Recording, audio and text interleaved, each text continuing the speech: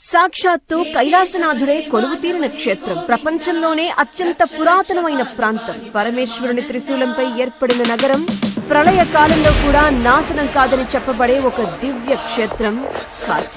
కాశీ కాశీ కాశీ అని 3 సార్లు పలికితే చాలు మోక్ష ప్రాప్తి సిద్ధిస్తుందని కాశీఖండంలో పేర్కొనబడింది. అంతటి మహామహిమాన్వితమైనటువంటి నగరాన్ని జన్మలో ఒక్కసారైనా దర్శించుకుంటే చాలు అని అనుకోని భక్తులుంటారు. ఆనంద తాననం, కాలభైరవ దర్శనం, విశాలాక్షి వీక్షణం, విశ్వనాథుని విన్యాసం, అన్నపూర్ణమ్మ అనుగ్రహం, మోక్షపురి, మహాశ్మశానం, పంచకోశ క్షేత్రం అనేటువంటి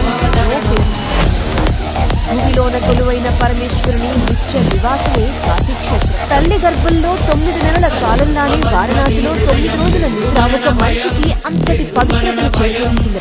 ఇక కాశీక్షేత్రంలో గ్రద్దలు ఎగురవు, గోవులు పొడవవు, బల్లులు అరవవు, శవాలు కంపుకొట్టవు. కాశీలో వర్ణించిన ప్రతి జీవి గుడిచిన